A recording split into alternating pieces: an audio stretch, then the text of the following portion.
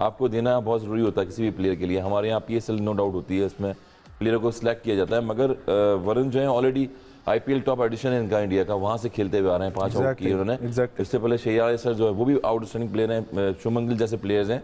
तो ये लीगों में और अपनी डोमेस्टिक में परफॉर्म करके आते हैं, उसके बाद A टीमों में परफॉर्म करके आए।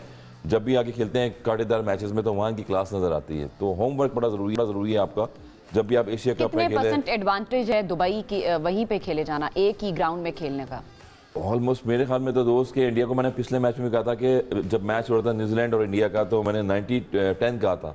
वो इसलिए कहा था कि 4 स्पिनर खेल रहे हैं आपके पास और होम कंडीशंस है वहाँ पर। गौतम गंभीर जब भी मैच होता है पिच को देखते हैं, उसका बिहेवियर देखते हैं किस तरह का है और वहाँ से टीम को सिलेक्ट करते हैं। तो जब आपके पास ऑप्शन स्पिनर्स का 4 जो है आपके पास स्पिनर्स होंगे, उसमें से कोई भी स्पिनर आके जो है वो मैच को जो है टर्निंग पॉइंट दे सकता है मैच का।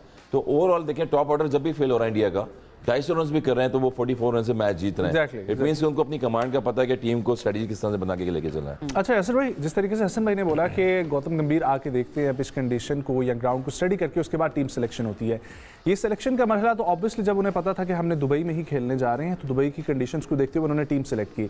अगर ये टूर्नामेंट या ये सारी सिचुएशन ऑस्ट्रेलिया की होती तो टीम कुछ मुख्तलिफ होती क्या? क्योंकि दुबई में था और पिचेस को वो जानते थे, इसी वजह से ज्यादा स्पिनर्स खिलाए गए। रिजर्वेशंस भी दिखाई थी पैट कमिंस ने कुछ दिन पहले, तनकीद भी की थी ICC पे कि एक ही जगह पे इंडिया को खिला रहे हैं और ये फायदा दे रही है उस टीम। देखिए एब्सोल्युटली, क्योंकि इंडिया अगर हम देखें तो इंडिया ने काफ़ी सारी क्रिकेट अब खेल ली है दुबई में और वो उन कंडीशन से अच्छी तरह वाकिफ़ है।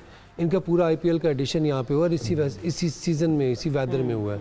हम भी वहाँ पे खेले इस वेदर में, हम लोग भी खेले हैं, मैं और हसन भी खेले इस वेदर में वहाँ पे। PSL का पूरा सीज़न हुआ वहाँ पे। ये फरवरी और मार्च है, यहाँ पे बॉल स्टिक होता है, पिच पे होल्ड होता है। फास्ट बॉलर का बॉल होल्ड होता है, स्पिनर का बॉल ब्रेक होता है और साथ में स्किट होता है। ये हमने हमेशा देखा है ये, क्योंकि थोड़ा सा कूलिश वेदर है ये वहाँ पे। तो उसकी वजह से मतलब अगर आप कंपैरिजन करें पूरे साल के वेदर को, तो ये वाला जो this part is a bit coolish in Dubai.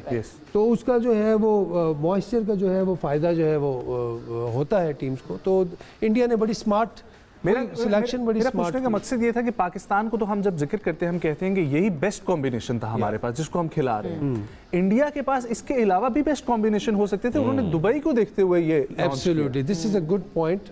उनके पास इतना इतना मार्जिन है अपने पास, उन्होंने रखा हुआ है, उनके पास ऑप्शंस बहुत हैं। हर्षदीप सिंह हैं, उनको पूरे मैच नहीं मिले हैं अभी। यस, अभी तो हर्षदीप सिंह हैं जिन्होंने पाकिस्तान के अगेंस्ट उनका बॉल अंदर आता है और स्पॉट ऑन बॉलिंग करते हैं।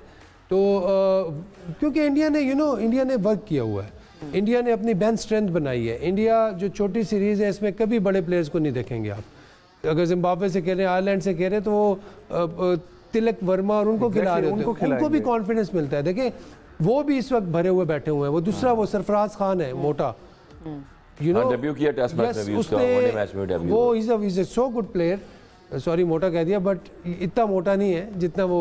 तो बड़ी कंट्रोवर्सी भी चल रही है ओवरऑल। एक चीज भी है, हाँ एक चीज भी यासिर इसमें देखें ना, आपने लूप में रखा है प्लेयर्स को। जितने भी प्लेयर्स हैं वो रणजी ट्रॉफी खेलते हैं, डोमेस्टिक खेलते हैं, वो कहीं बाहर